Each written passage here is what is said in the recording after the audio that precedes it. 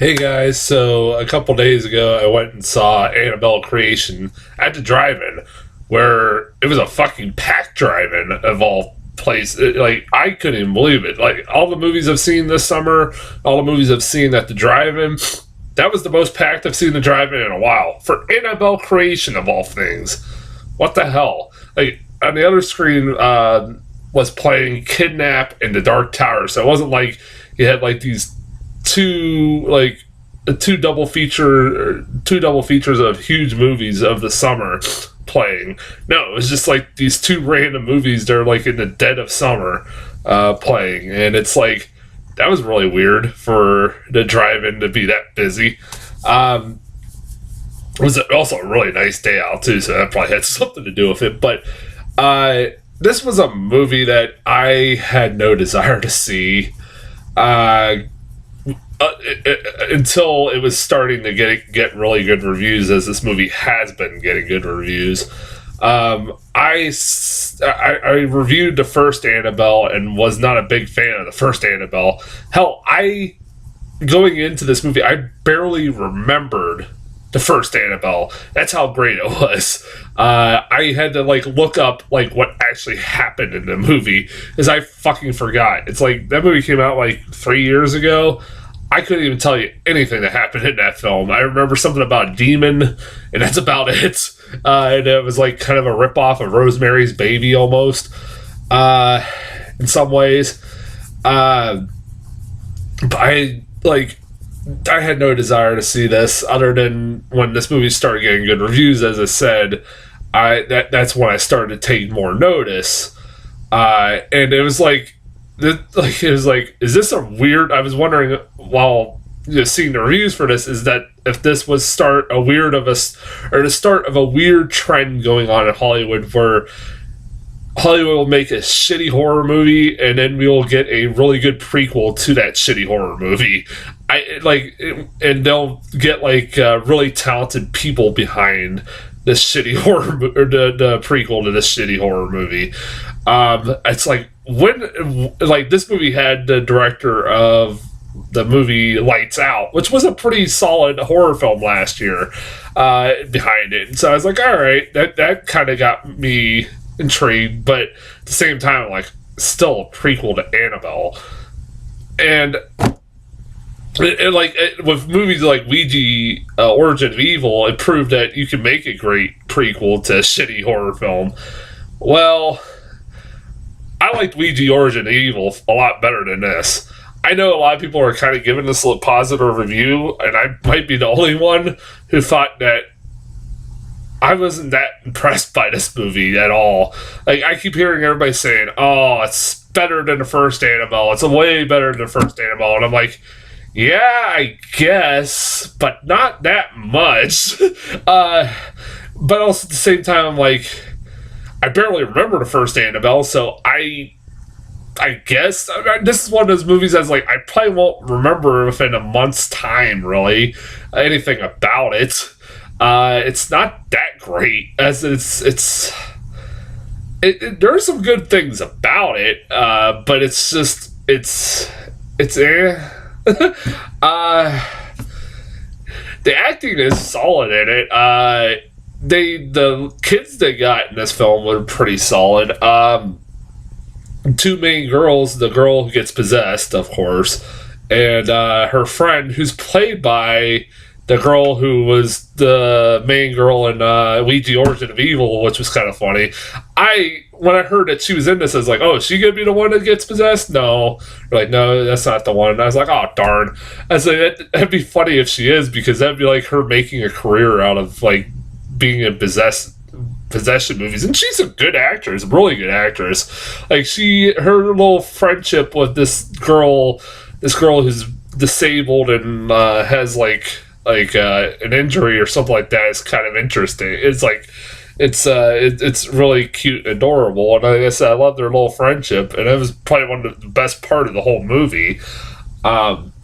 Was the chemistry between these little kids, and it was sweet little. They were two best friends that lived in this orphanage, who they made a pact together that if one gets adopted, the other will too, and they will not be separated, and they want to be sisters, and and I was like, that's kind of a sweet little relationship. And then one girl gets possessed, and it's let's say their friendship becomes a little challenged, to say the least. Yeah, like I also liked what we saw of the farmer and his wife. Like, I was kind of intrigued with that mystery a little bit, because I felt that story was a little bit more interesting than anything else. Was the farmer and his wife and what was going on there. I think they should have kind of focused a little bit more on that, a little bit, because they kind of just fucking disappear for a while throughout the movie, and then they just appear again. Like I said, something's fucking off with this couple, and like I forget who plays the mom, but I see her all the goddamn time in movies. The woman, she's got like half her face is all fucked up from like from a previous encounter with this demon thing, whatever. Yeah. But as far as, like I said, the good things I can give, or praise I can give this movie, that's about it. This movie, honestly, it was really the problem I have with this movie throughout it was, what was the point of it? Really, what was the point? Because at the end of the day, as much as I didn't like the first Annabelle, it kind of told the origins of the doll well enough that we didn't really need another origin story of the doll. Again, this is a fucking prequel to a prequel. That is fucking retarded. If you don't realize how retarded that is, I'm not even explaining it to you. Like, this movie just tells you how the doll was, who made the doll, which is the farmer or the doll maker. He's a doll maker. I keep calling him a farmer. It's kind of looks like a farm, really. And he's a doll maker who, makes this Annabelle doll, and their daughter dies, and him and his wife pray that they will see their daughter again, and their daughter starts coming back in the form of like a demon who takes the form of this daughter, who asks for permission to enter the Annabelle doll, and they give it permission, and then of course it's not their daughter, and yada yada yada, the rest is history. But of course they're fucking idiots. I will never understand this. Somebody please explain this to me.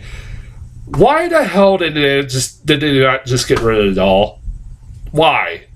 Because, listen, they have the doll in like a closet of their daughter's room, sealed up with like passages of the Bible lined all throughout the room that the doll is in. And it's like, why don't you just get fucking rid of the thing? I just kept wondering that the whole damn time.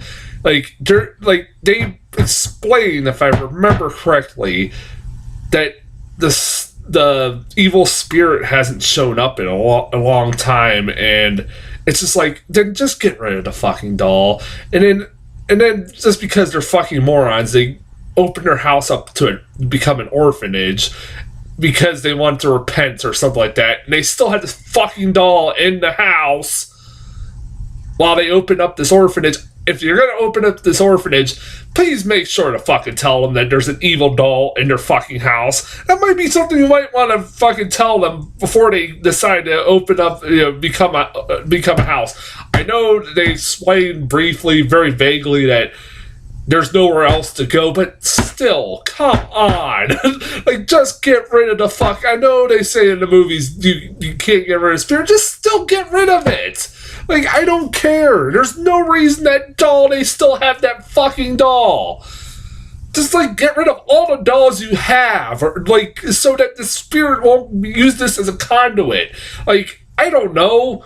like there's simple solutions to everything in this film. It's just, like, I don't know. I'm just like, I'm sure somebody can tell me in the comments that, like, I'm wrong with something, but I had a hard time wrapping my head around the fact that they still had this doll in this house. Like I said, that's just fucking retarded. Like I said, I didn't need to know the origin story, more of the origin story of the doll. It was not necessary. It's an evil doll. That's it. Like, that's all you need to know. Like, even the fucking that short scene, the opening scene of Conjuring, it gave enough of a good backstory of the fucking doll that you didn't really need one in the first place. Like I said, this movie's just completely unnecessary. Also, like, I think this hurts it. Like, it's also a jump scare movie. It's not like this movie. I will say this: there are some really good shots in this movie. Like, there's some really good effective scenes that are really creepy. Like, that you can tell are like kind of inspired by James Wan. That feel like that this would, like, there'd be just scenes where characters are in the foreground and in the background. You just see something creepy walking across, and they don't make a sound. That shit's always effective in a horror movie, and James Wan's really good at doing that.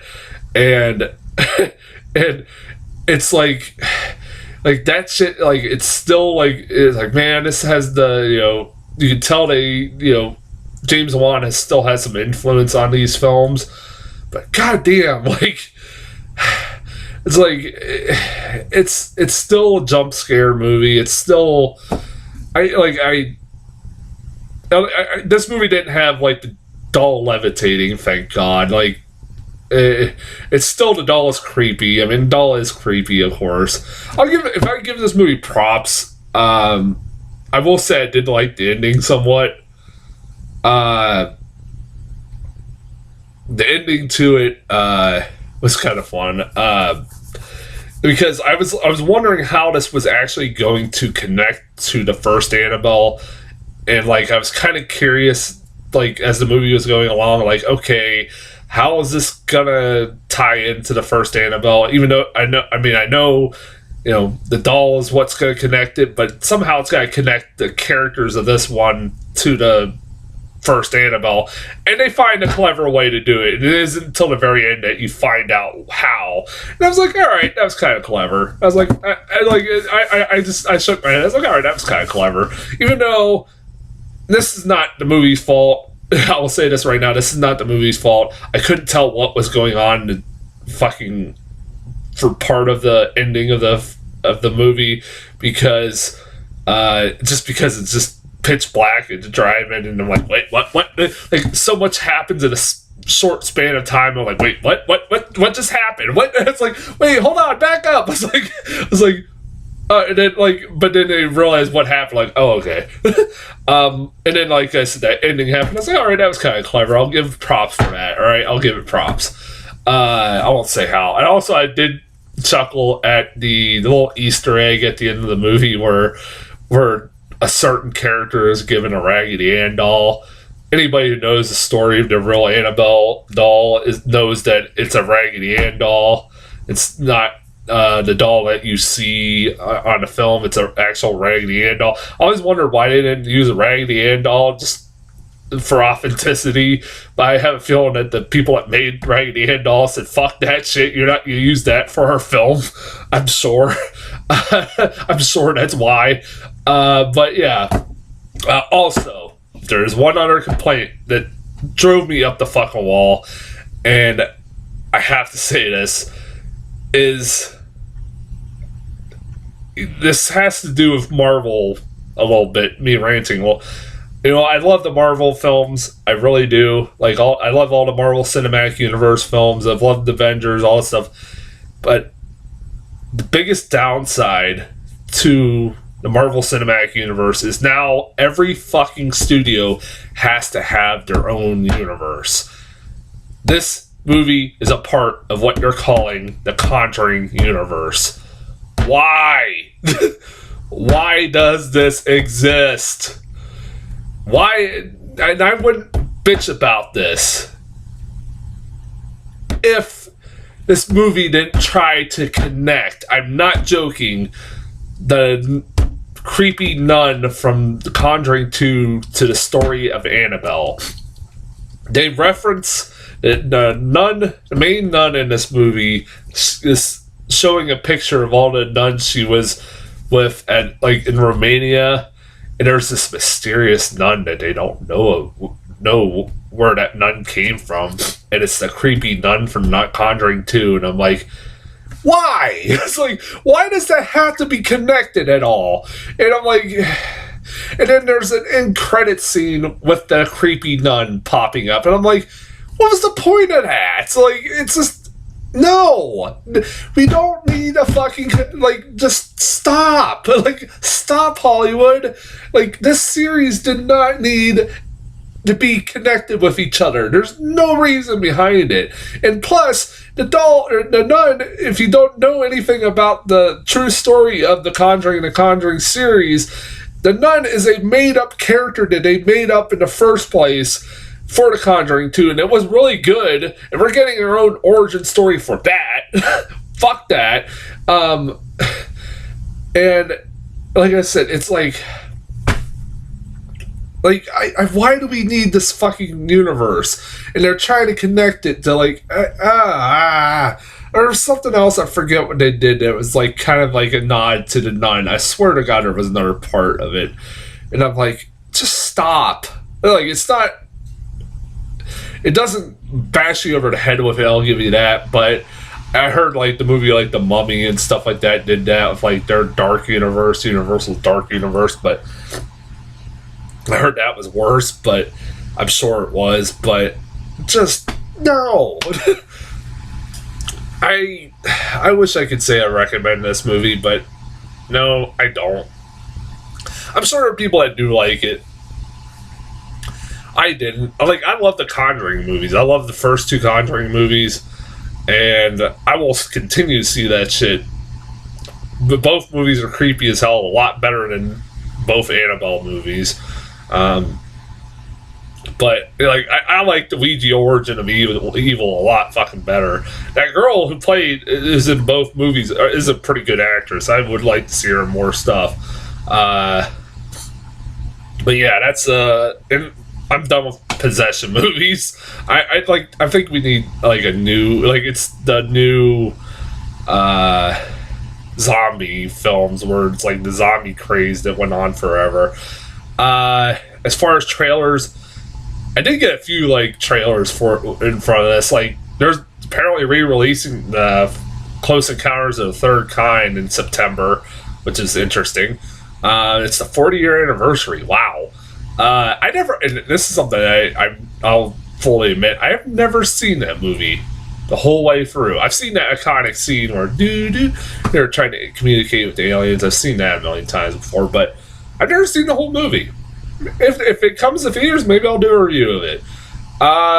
40 years later. And then I got the new trailer for It. Yeah. It's a remake of It.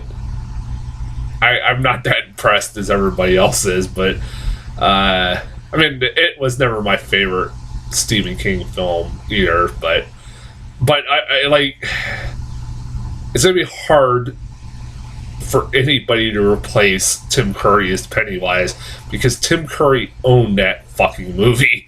I don't care about it. He was the best part of that. He's always the best part of anything. So yeah, that's as far as trailers go. I'll be back later this week. It's this dead end of summer. So we got Logan Lucky is coming to my theater. I got a trailer for that one time, and it looked pretty funny. Steven Soderbergh, and it looks kind of funny. So Steven Soderbergh's first film in 4 years. Holy shit! Other than that, I don't think anything else. So other than that, I'll talk to you guys later.